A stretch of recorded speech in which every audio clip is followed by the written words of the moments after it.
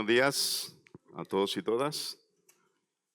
Qué bendición estar aquí. Es un gozo y para mí un gran privilegio. Estaba pensando en la mañana qué privilegio más grande tenemos escuchar la palabra de Dios. Tener hoy oídos, abrir nuestros oídos, abrir nuestros ojos, nuestra mente, pero sobre todo nuestro corazón para escuchar la palabra de Dios. Hermano, siéntete y hermana, siéntete hoy privilegiado de escuchar la palabra de Dios. Estamos en un tiempo que vale la pena decir, Señor, gracias. No me lo merezco, pero por Cristo y tu gracia y por mi fe puesta en ti, hoy estoy aquí. Así que yo te invito a que des gracias a Dios en esta mañana y vamos a dedicar todo lo que escuches, Señor, que toques mi corazón. Señor, te damos gracias por la oportunidad que nos das de recibir hoy de tu palabra lo que quieres enseñarnos. Queremos disponer nuestro corazón, nuestra mente, nuestro ser entero para disfrutar de lo que tú hoy nos quieres decir, Padre. En el nombre de Jesús te lo pedimos. Amén. Yo lo que no sabía es que me precedía una fama de que me alargo mucho. Eso. Y me han dicho, estaremos orando por ti. Vale, pues para que no te alargues, para que no te extiendas. Así que si veis gente orando por mí es porque están pidiendo, Señor, que termine pronto. ¿Vale? Ya le he dicho a Eunice, cuando tú te pongas a cantar, ya sé que voy a terminar. Hasta que no subas y cante, no termino. Hermanos, es una oportunidad grandiosa. Y específicamente los españoles que tenemos hoy en nuestras generaciones. Yo me siento parte de vosotros. Yo llevo 27 años más tiempo viviendo aquí que en mi país. Soy más español. Y hace muy poco se firmó un documento, un acuerdo entre la Junta de Andalucía y el Consejo Evangélico Autonómico Andaluz. Y es muy importante esto que te voy a decir, que parece que como está en papel y pasa sin más, pues a veces las cosas pasan de puntillas, pero es muy importante. Te voy a leer un trocito que aparece en un documento firmado entre la Consejería, entre la Junta de Andalucía y el Consejo Evangélico, que dice así.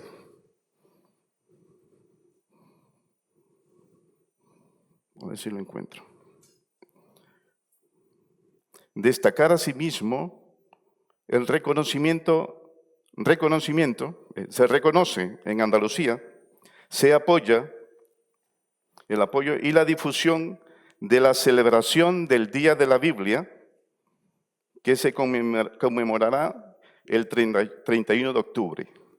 Ya oficialmente, para el pueblo evangélico andaluz, existe un decreto oficial, un documento firmado en que nosotros tenemos esa libertad y no solamente nosotros, sino que ellos se comprometen a apoyar, a difundir y conmemorar con nosotros el día de la celebración especial, el Día de la Biblia.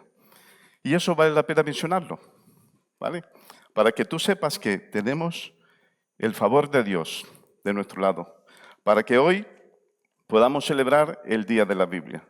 Por eso te digo, hermano y hermana, tienes que tener sentido ese de alegría y de privilegio de recibir y de tener la palabra de Dios a tu disposición. Y encima, celebrar que somos evangélicos porque creemos en la revelación de Dios.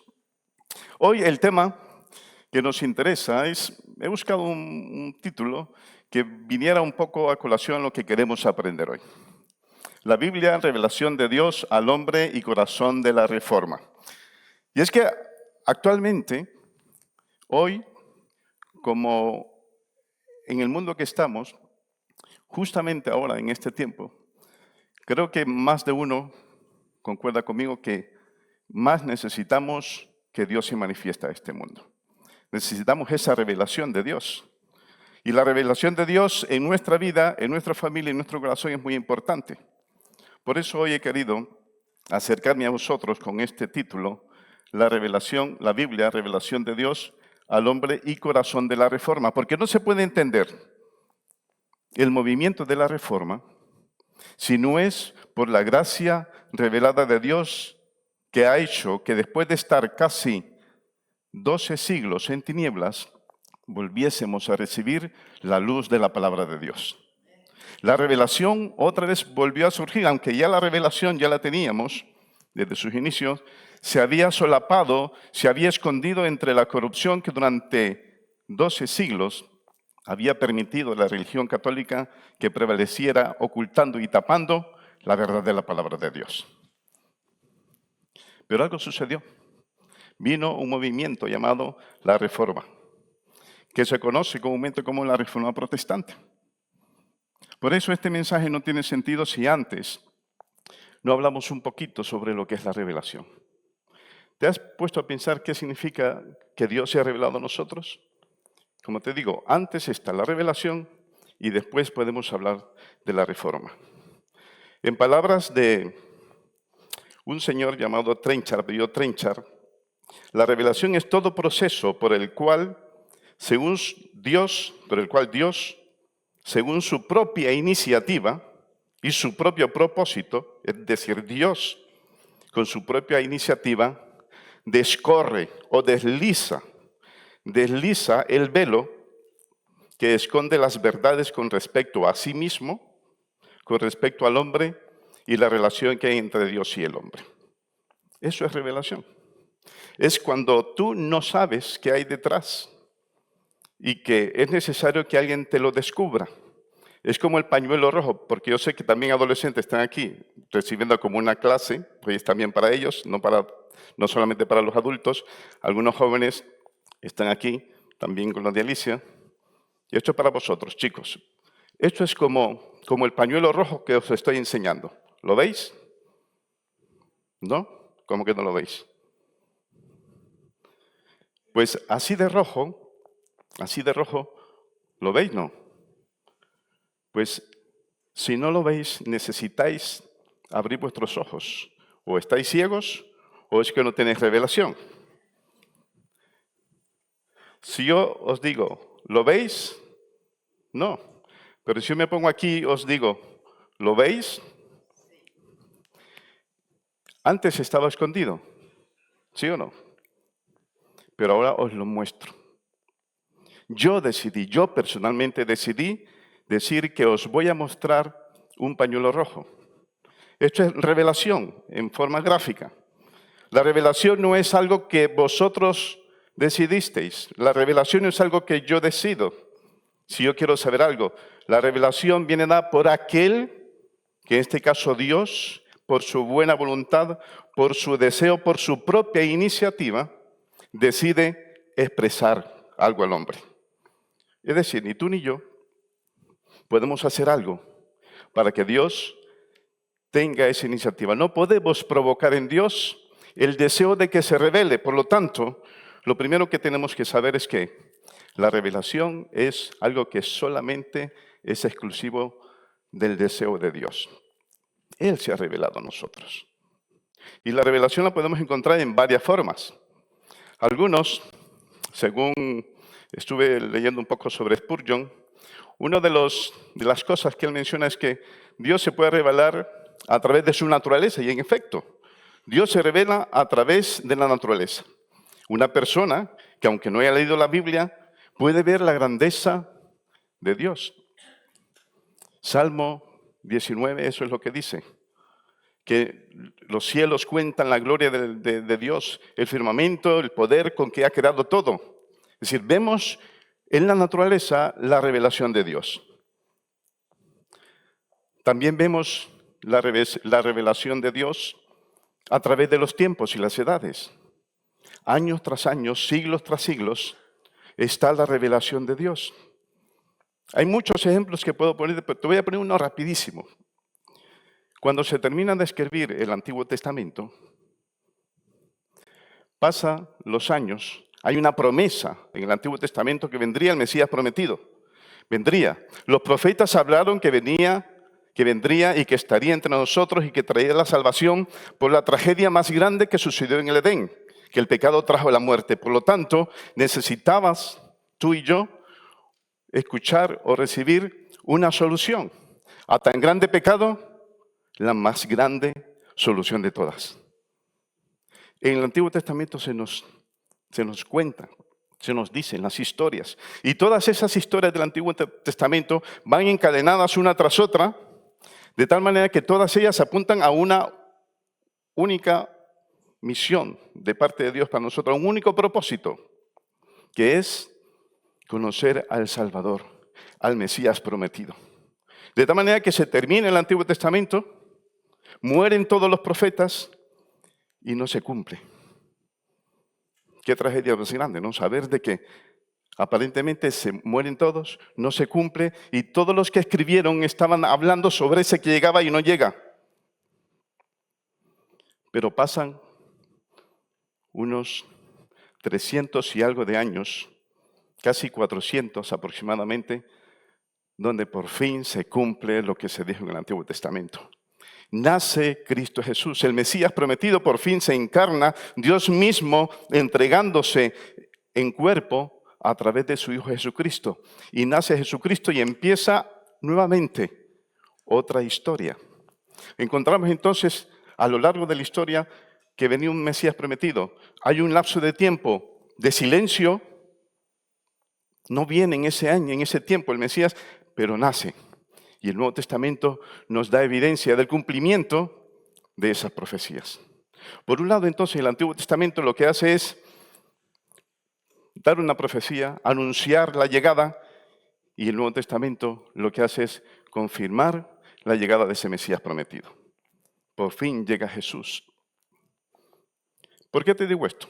Esa es la historia de la humanidad. Yo acostumbro a decir esto. Es que cuando tú lees la Biblia, te das cuenta que el Dios de los tiempos tiene control de las edades, de cada minuto, cada instante, de cada vida, de cada ser.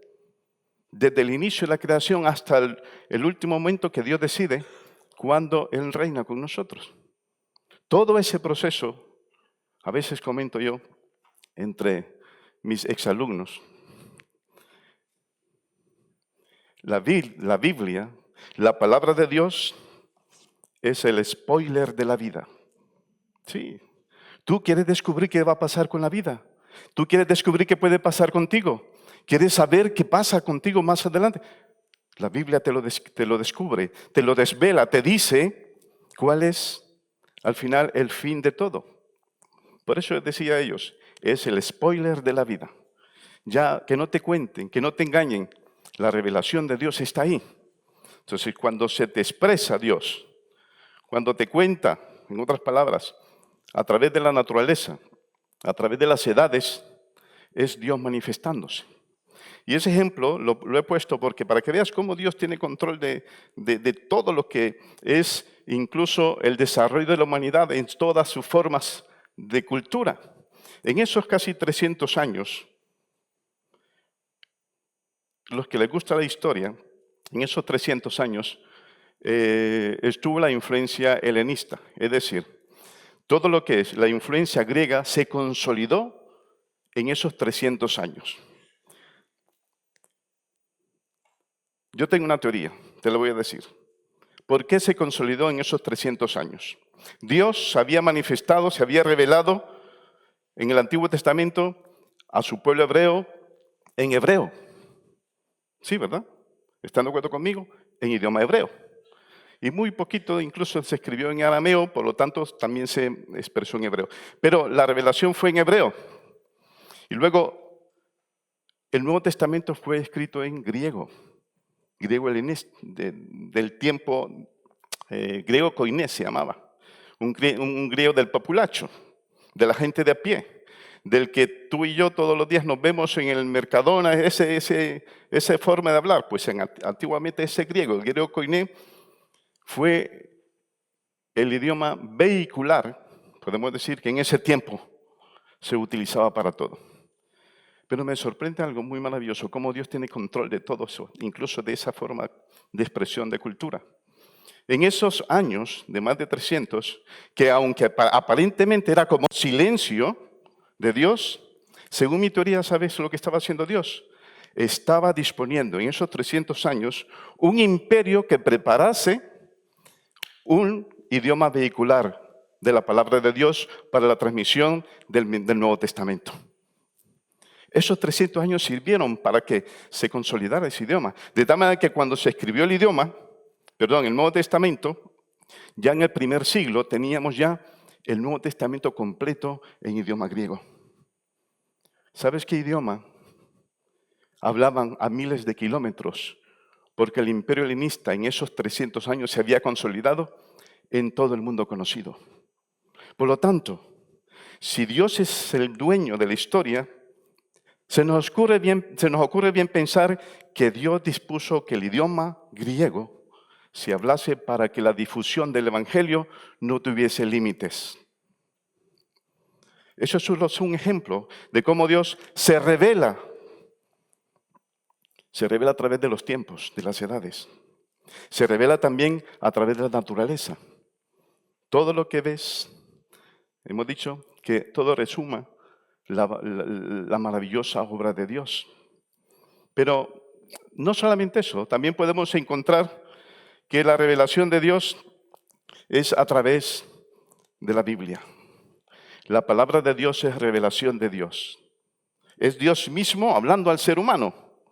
Así como lo hizo de otras maneras, dicen Hebreos que Dios se revelaba, Dios se expresaba a los antiguos profetas, pero ahora se revela a través de su Hijo Jesucristo, a través de las palabras del Evangelio que nos ha dejado Jesucristo. Así que también encontramos que la palabra de Dios, la Biblia, en este caso, también es una revelación de Dios, que Dios ha utilizado diferentes formas, pero hoy puedes tú acercarte a la revelación. Sabes que pocas cosas en la vida están medianamente claras. En el caso de la Biblia, sin duda la claridad es el rasgo característico en la revelación de su mensaje. Si nos acercamos a ella, veremos nítidamente, sin nubarrones, sin sombras y con plena lucidez, que veremos el verdadero mensaje que Dios quiere transmitir al hombre. La Biblia es transparente, no engaña. La Biblia dada por Dios es para darte el mensaje que tú necesitas hoy. No nos confundamos, Dios no se despista. Dios no se distrae, sabe exactamente que esta palabra es la que tu corazón necesita. Así que si tú a lo largo de este mensaje anotas y tocas un versículo o hay algo que te toque en tu corazón, no dudes que es Dios revelándose, porque es a través de su palabra que Dios te habla. Como lo decía David, me encanta cómo lo decía David. Decía, la ley de Jehová es, ¿qué? Perfecta. Es perfecta. Esto es perfección, hermanos. ¿Por qué? Porque viene de un Dios que es perfecto. Es perfecta para mi corazón, encaja a la perfección. Es un puzzle hecho a tu medida. Es una pieza hecha a la medida de tu corazón. Lo que te falta en ese puzzle ya está. Dios te lo ha revelado. La ley de Jehová es perfecta, que convierte el alma. El testimonio de Jehová es fiel, que hace sabio al sencillo. Los mandamientos de Jehová son rectos, que alegran el corazón. El precepto de Jehová es puro, que alumbra los ojos. ¿Podría dar gracias a Dios hoy conmigo por la revelación de su palabra? Porque hoy podemos, con la libertad que nos da la sociedad, hoy en esta sociedad española, leer y que esa palabra sea colirio para mis ojos, sea alimento para mi hambre, que sea bálsamo para mis huesos, alivio para mi carne, para mi dolor. Hermanos, eso solamente lo puede hacer la palabra de Dios. ¿Y sabes qué? Hoy, esto es seguro. Tú y yo sabemos que, lo que dice ahí, tú y yo sabemos hoy mismo, por la revelación de Dios, hoy sabemos que toda la Escritura es inspirada por Dios y útil para enseñar, para redarguir, para corregir, para instruir en justicia, a fin de que el hombre de Dios sea perfecto. ¿De dónde viene esa parte perfecta, capaz del hombre de lograr esa perfección? De esa palabra. Enteramente preparado para toda buena obra. ¿Sabes, hermanos? Hoy sabemos que justificados, pues por la fe tenemos paz para con Dios por medio de nuestro Señor Jesucristo. Y esto es la revelación. Dios se ha revelado. Hemos descubierto ese velo. Se ha corrido ese velo y hoy sabemos, por la revelación de su palabra, eso. También sabemos que en el Evangelio, la justicia de Dios se revela por fe. Y para fe, como está escrito, mas el justo por la fe vivirá. También sabemos que hay un solo Dios y un solo mediador entre Dios y los hombres, Jesucristo hombre. Por eso sabemos por la revelación que en ningún otro hay salvación, porque no hay otro nombre bajo el cielo dado a los hombres en que podamos ser salvos. Sabemos que por gracia sois salvos por medio de la fe, y esto no de vosotros, pues es don de Dios, no por obras para que nadie se gloríe. Esto es revelación. Pero aparte de que tú ya lo sabes, también te quiero descubrir una de las, aunque eso que hemos leído es el sustento de nuestra fe, hay una revelación que también tienes que llevarte si no conoces todavía al Señor Jesús. Y esa es la revelación a tu corazón. Dios, como hemos dicho, no solamente se va a revelar a través de las edades, los tiempos, la naturaleza, sino que también se quiere revelar, se quiere dar a conocer al espíritu del hombre.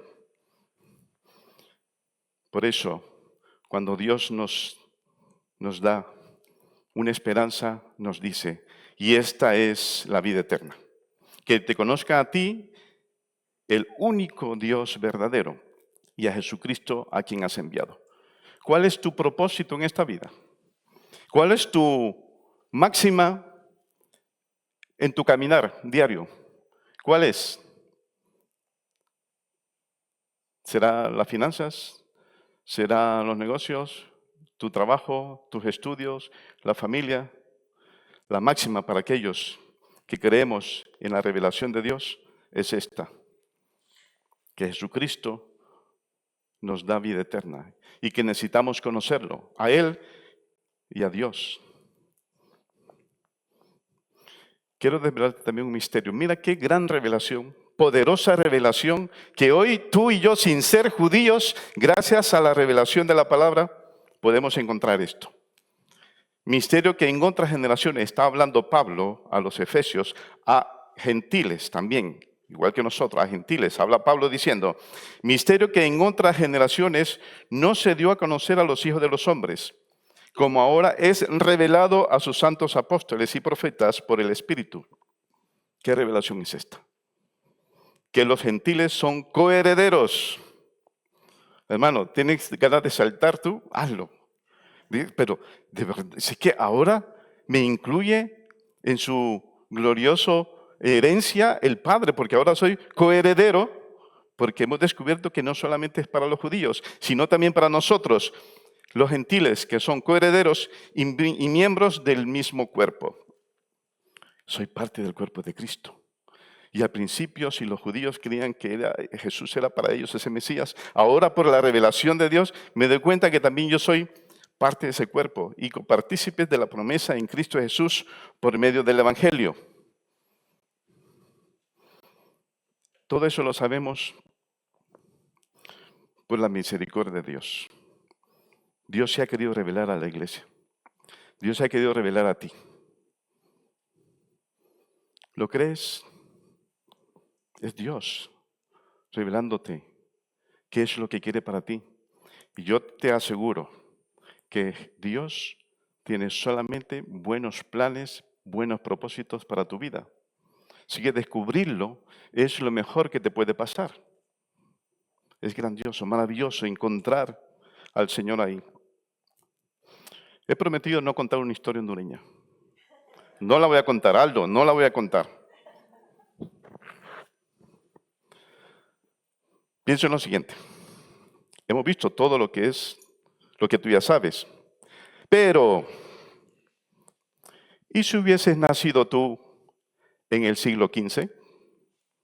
Piensa. Hubiese nacido en el siglo XV y específicamente en el año 1492. Ahí te quiero ubicar.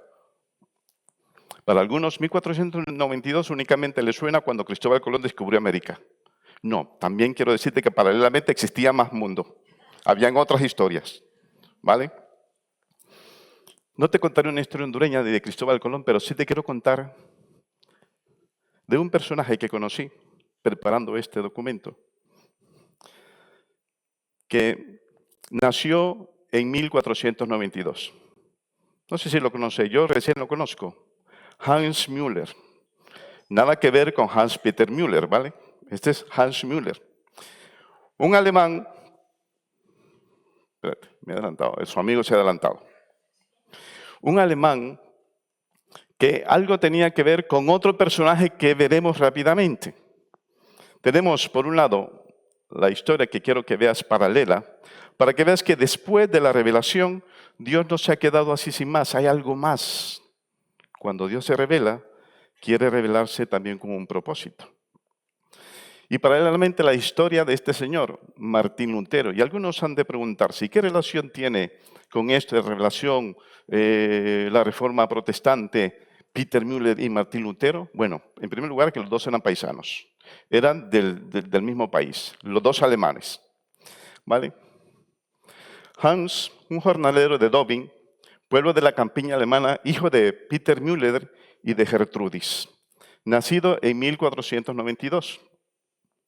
Si hace la cuenta, para el año en que Martín Lutero, que más adelante lo veremos, por los que no conocen un poco la historia, el año en que Martín Lutero expresó en 95 tesis su desconformidad con las tradiciones de la Iglesia Católica, justamente en ese año, pues este jovencito cumplió 25 años. ¿Vale? ¿Me seguís? Tiene 25 años. En ese tiempo, cuando tenía 25 años, sus padres murieron de tuberculosis. No había cura para ese tiempo, entonces los dos mueren de tuberculosis. Hans, durante todo ese tiempo, había creído firmemente lo que la Iglesia Católica durante años le había enseñado. Era fiel creyente de esas enseñanzas. Y una de las cosas que le habían enseñado es que si sus padres, él o alguien de la familia moría, pues se iba a un lugar que se llamaba el purgatorio. Morías y no pasabas directamente al cielo, sino que tenías que ir a ese lugar.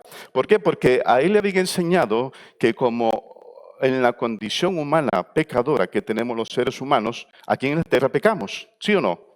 Comparte conmigo, somos muy pecadores.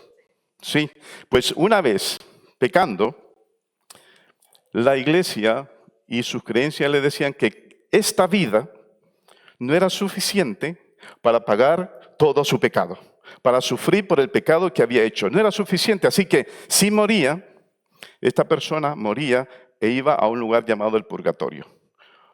Porque para poder llegar al cielo, ya que en la vida no era suficiente para pagar sus pecados, tenía que ir a ese lugar a purgar sus pecados. Es decir, a sufrir, a tener un martirio permanente para que si acaso con el tiempo todos sus pecados fueran redimidos, limpios por ese castigo y pasar directamente a la presencia de Dios. Hans lo había creído firmemente. Había creído durante años que era así. Pero también le daban una solución. Hans le enseñaban desde muy pequeño, si tú quieres que tus padres salgan del purgatorio, pues lo tienes relativamente fácil. Digo relativamente fácil porque, aunque lo quiera, esto por una cantidad económica puedes hacer el milagro. De tal manera que si tú puedes pagar, Hans, una cantidad de dinero, con esa cantidad de dinero, tú puedes hacer que el alma de tus padres pueda directamente no estar mucho tiempo en el purgatorio y poder pasar al cielo.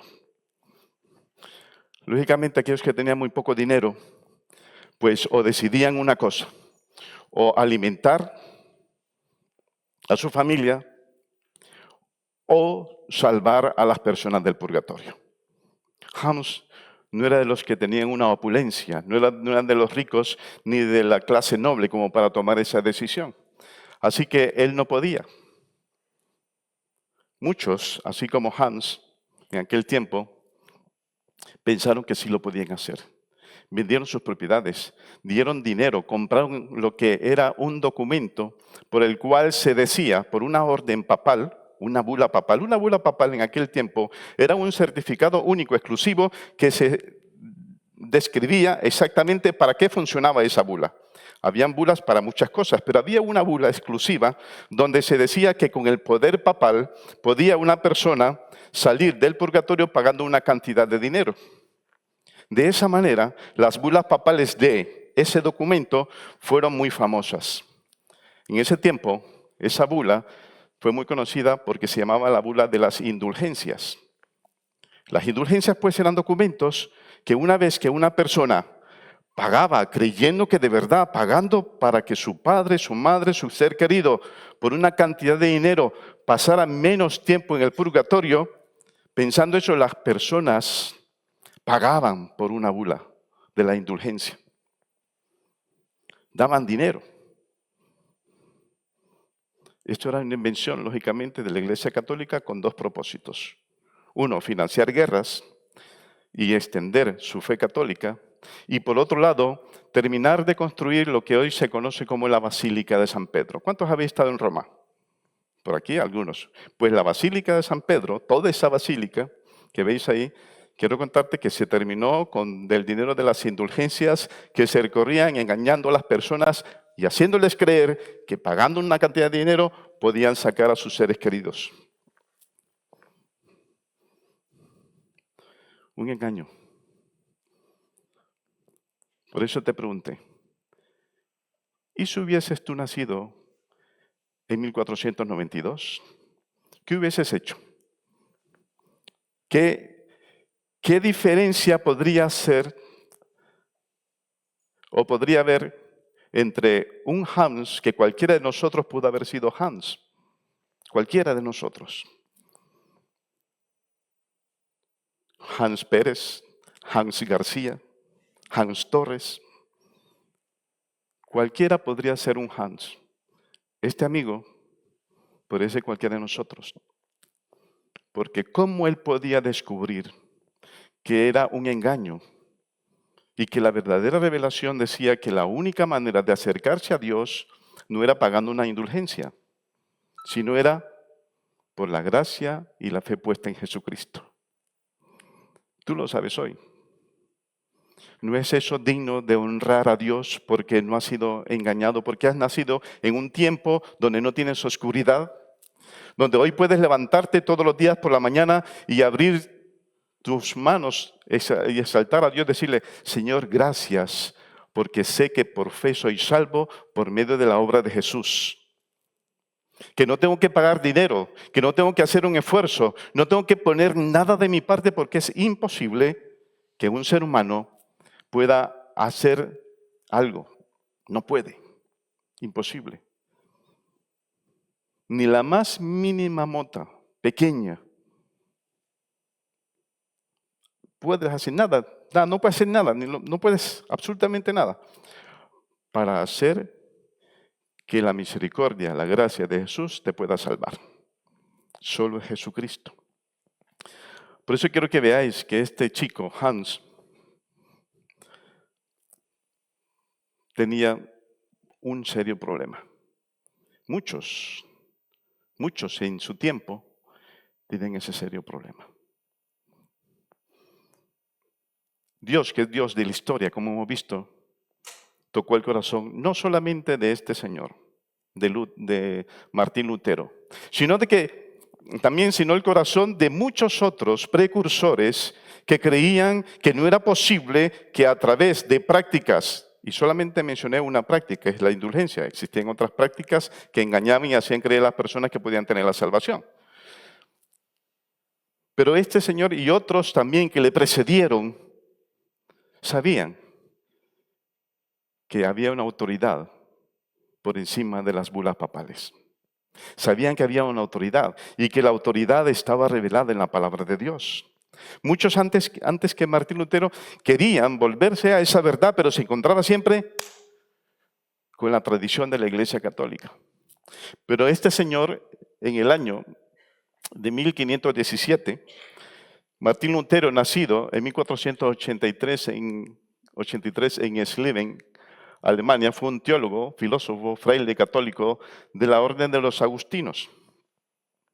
Él, con la visión que tenía, su visión, se hizo ampliamente conocida cuando publicó 95 tesis en la puerta de la Catedral de Wittenberg.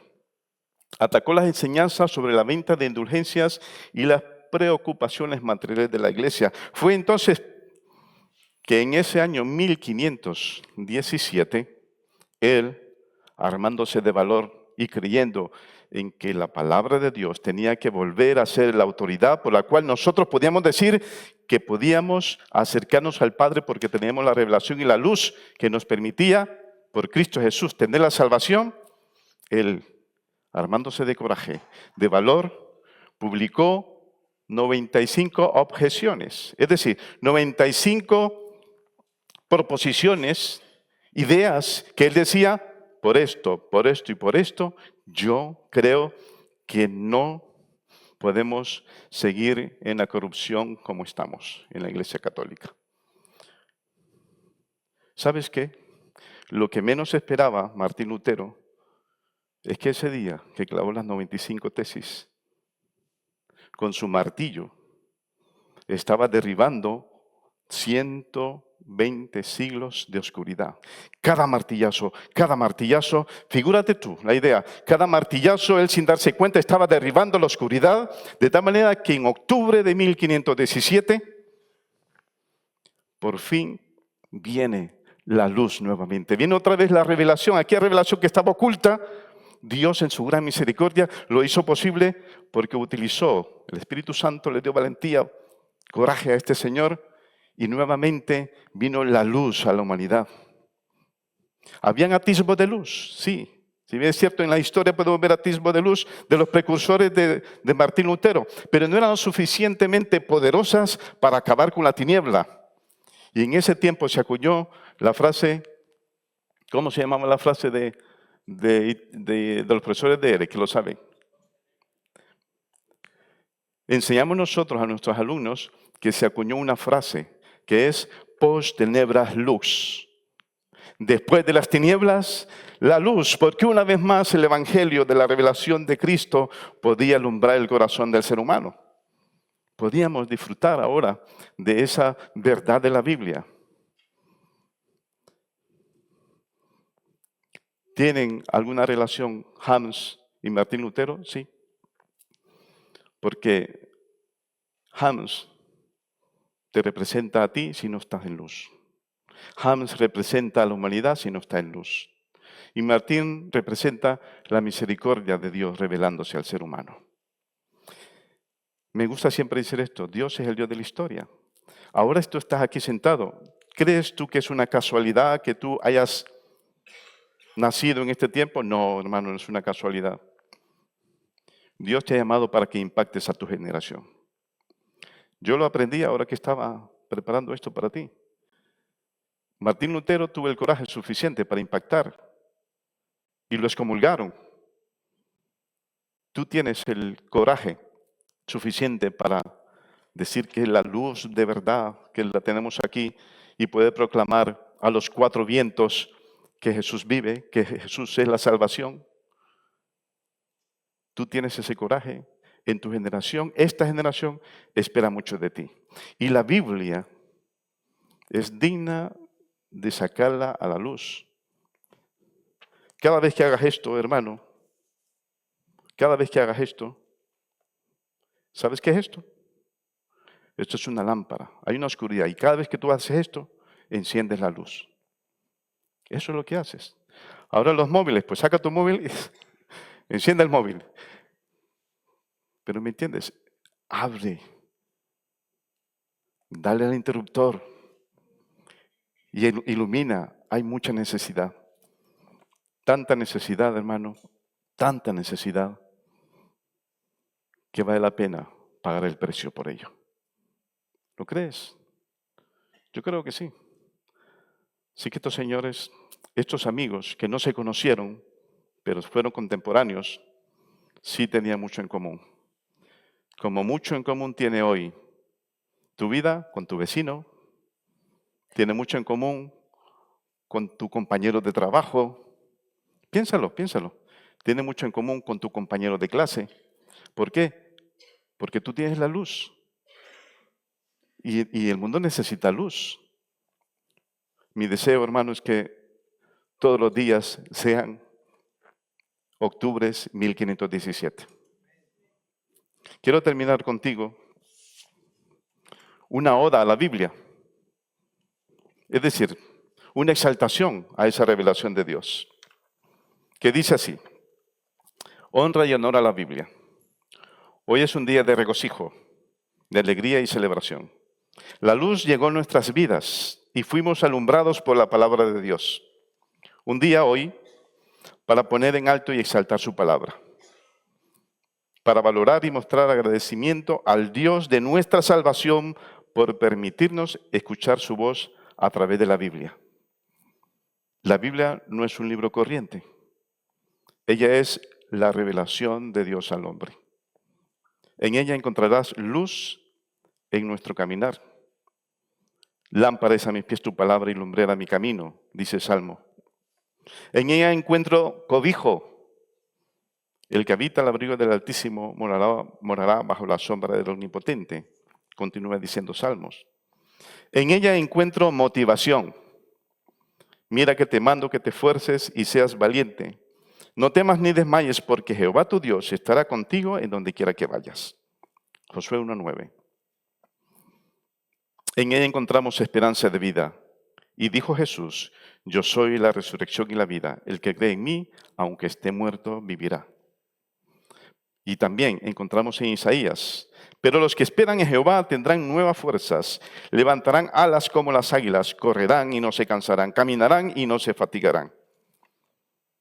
En la Biblia, en ella encontramos el mayor misterio revelado a la humanidad. Misterio que en otras generaciones no se dio a conocer a los hijos de los hombres, como ahora es revelado a sus santos apóstoles y profetas por el Espíritu, que los malagueños son coherederos. Me permito decir, gentiles malagueños, son coherederos y miembros del mismo cuerpo y copartícipes de la promesa de Cristo Jesús por medio del Evangelio. En ella encontramos la publicación de la mayor noticia para todos los tiempos. Que Dios, que es rico en misericordia, por su gran amor, que nos amó, aun estando nosotros muertos en pecados, nos dio vida juntamente con Cristo. Por gracia sois salvos. Y juntamente con Él nos resucitó. Y asimismo nos hizo sentar en lugares celestiales con Cristo Jesús para mostrar en los siglos venideros las abundantes riquezas de su gracia en su bondad para con nosotros en Cristo Jesús. Porque por gracia sois salvos por medio de la fe, y esto no de vosotros, pues es don de Dios, no por obras para que nadie se gloríe. Efesios. En definitiva, hermanos, la palabra de Dios no es neutra, te desafía. ¿La aceptas o la rechazas? Nos pueden tildar de extremistas, sí. O tienes a Jesús como Salvador de tu vida, o no puedes ser salvo. Su mensaje es preciso, es claro, sin lugar a dudas. Su autor no cambia, siempre es el mismo. Lo que dice, lo cumple. Por eso, hermanos, hoy públicamente, yo, Danilo Torres, hoy decido no avergonzarme del mensaje que encuentro en ella. Porque no me avergüenzo del Evangelio, porque es poder de Dios para salvación a todo aquel que cree, al judío primeramente y también al griego.